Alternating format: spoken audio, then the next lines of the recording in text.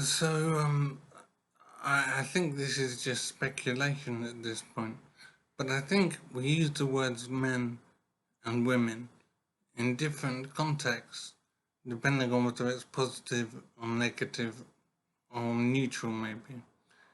So, we'll say men and women when we're talking about negative things, like the men and women who commit treason or the men and women who are criminals. We'll say things like that quite casually. It's always men and women.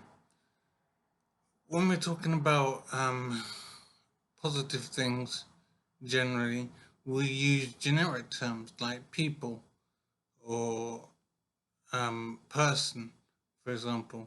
Also, like the people who make scientific advances, the people who do humanitarian work. So we use neutral terms like that because then it gives credit to men and women for those activities.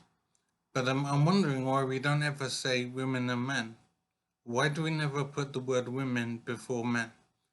So why don't we say the women and men who commit crimes, the women and men who are evil?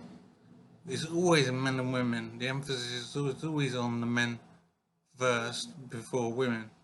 I'm wondering why men comes before women commonly, almost universally, especially when talking about uh, negative things.